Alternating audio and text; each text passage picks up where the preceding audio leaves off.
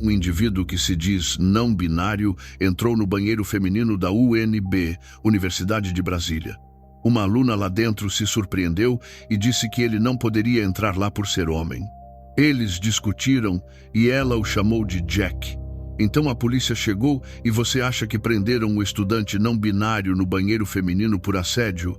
Não, eles prenderam a garota por fobia. Isto é o Brasil. Vamos supor que realmente existisse uma suposta condição biológica que fizesse homens adultos terem de fato a mente de uma criança de 6 anos.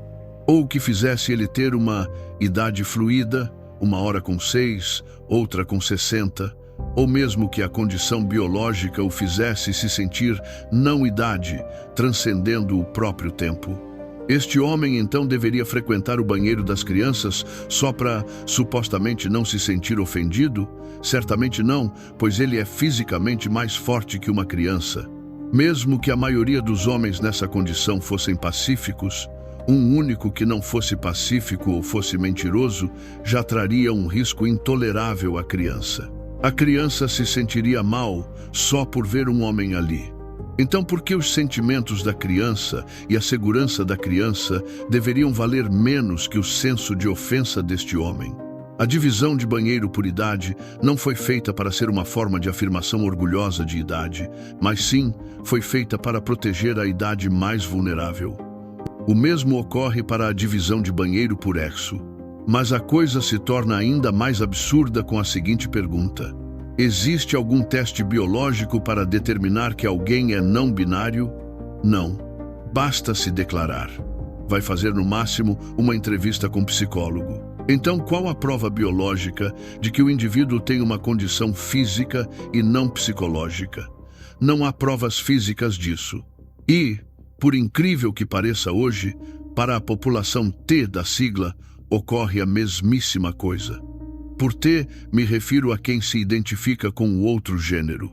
As supostas causas biológicas da condição T, como hormonização intrauterina ou anomalia genética, são raríssimas. A população que hoje se declara T supera em mais de 100 vezes a taxa de incidência dessas supostas causas inatas. Então, obviamente, tais supostos fatores inatos não têm como ser nem de longe a causa ou explicação do fenômeno geral.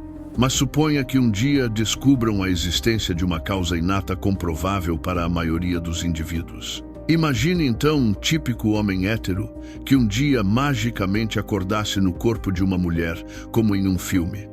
O que você acha que esse típico homem hétero iria fazer no seu novo corpo de garota? 1. Aproveitaria a vida como lésbica? Ou 2. Arrancaria as mamas, tomaria hormônios com grave risco à saúde e iria para a academia a fim de parecer um homem sem o membro? Ou seja, mesmo ter, literalmente, o cérebro masculino no corpo feminino não causa por si mesmo a obsessão em mudar de corpo. É uma falácia de non sequitur. Assim, mesmo que houvesse condições inatas tão frequentes quanto o tamanho da população T, tornando literalmente cérebros mais masculinos ou femininos já no útero, isso por si mesmo não causaria sozinho a obsessão de modificar o corpo. Pois muitos homens têm temperamento ou cérebro mais feminino e muitas mulheres têm o temperamento ou cérebro mais masculino, mas nem por isso desejam mudar seus corpos. Como dizem, gênero nada tem a ver com o eixo, sendo o estereótipo de gênero uma construção social. Por isso também parece um desejo de raiz mais psicológica do que biológica. Em todo caso, a psicologia humana não segue deterministicamente sua biologia. Isto é, não é que a teoria apenas fale empiricamente como explicação. A teoria também parece não fazer sequer sentido lógico.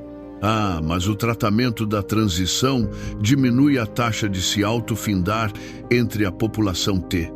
Ora, para o teste de um tratamento ser científico, é preciso ter ao menos um grupo de controle. Isto é, um grupo de voluntários que vai pensar ter recebido o tratamento real, mas na verdade recebeu um tratamento de faz de conta, um placebo. Porém, obviamente não dá para fazer um tratamento de transição placebo.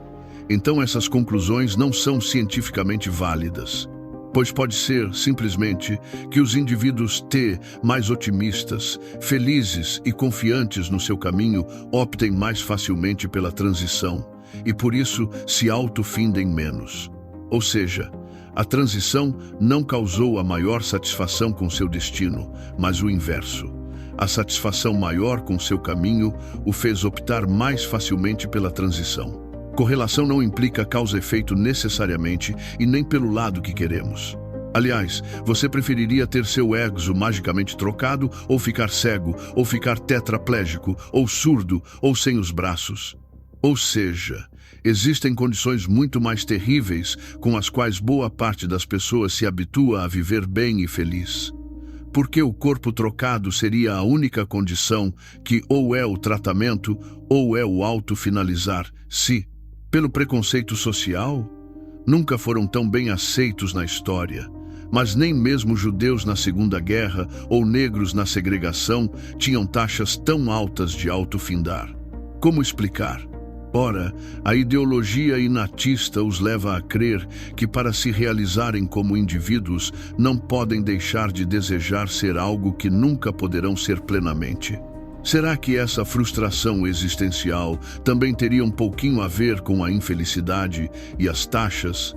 Existem inúmeros motivos psicológicos que podem fazer alguém desgostar do seu gênero, desde abusos, não aceitação da sua sexualidade, pressão dos pais, do grupo, críticas sociais sexistas, etc.